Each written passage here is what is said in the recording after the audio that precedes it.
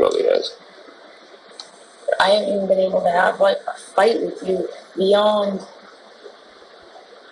in any real talking kind of speaking context in so long, because anytime anything goes wrong, you split. I feel like it's your first thing. And it's unnecessary. It's not always you're splitting because there's blows or because there's yelling or anything. We split most times when I'm still speaking in this volume and nothing has been thrown or hit or anything.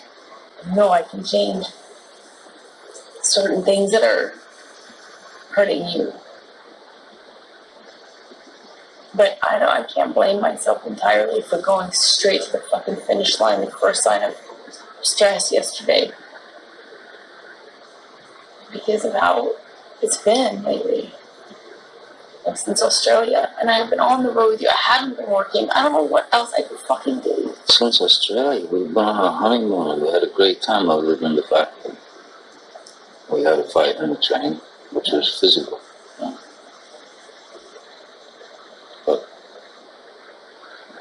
then we had a fight in San Francisco.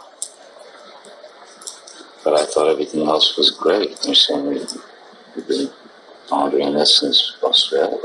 No, the splitting.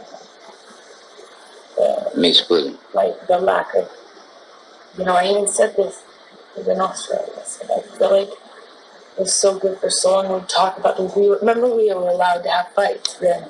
Remember we allowed ourselves to say, hey, you did this or you took. Remember we would even have a little argument and it was okay. It was an argument. I don't know what the fuck has changed. I can't figure it out. And I don't mean to criticize anything that you do, but it's so chronic with you, the changes and the personality. It's like sometimes you get these clear months and you're this different person and it's wonderful, you're this, and then sometimes I'm like struggling to stay connected with you, struggling to have 5 minutes with you, struggling to connect with you, struggling to have my friendship with you, and I can't fight with you. It's like, but they're so chronic that I have to go, what the fuck has changed? What thing has changed? Do you not remember how different? You were so different. You allowed me to.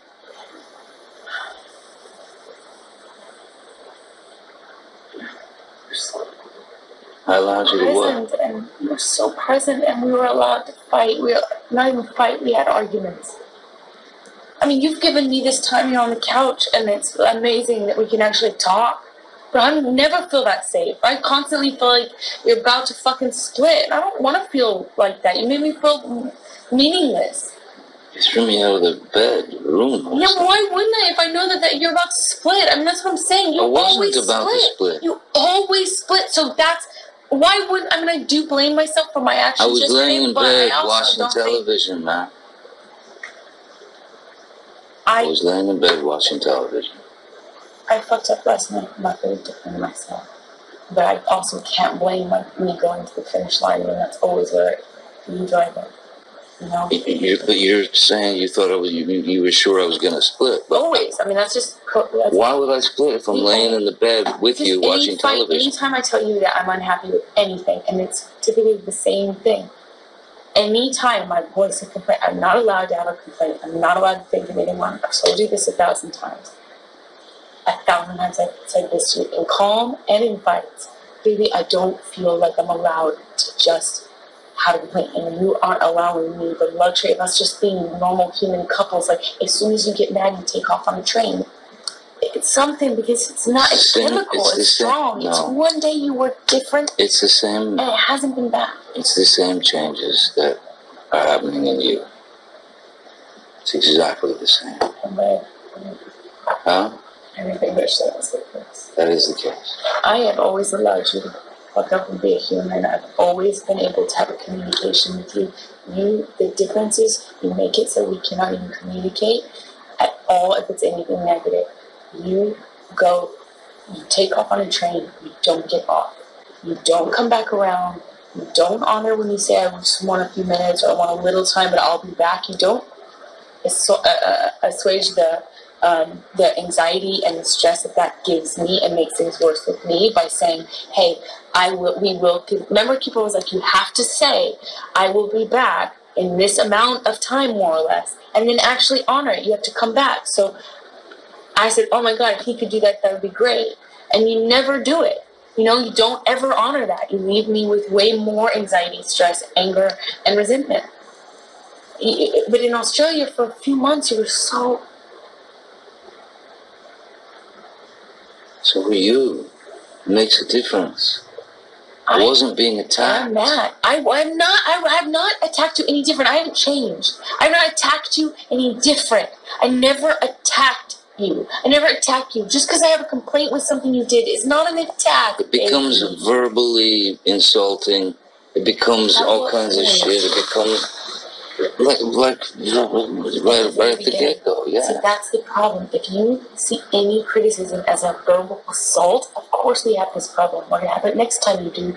God forbid I have a problem with something you do. We're going to be in this situation. Are you ready for it? Say it nice, man. What if I'm hurt? Am I not allowed to be hurt and be human? That's the thing. You're not allowing me to be human then. You take my humanity from me. You're telling me I'm not allowed to feel things and I'm not allowed to react because to protect you. Last night happened because I was at Isaac's for too long. Next door. It happened because we could not. And for what? For what? What did we gain from this fight?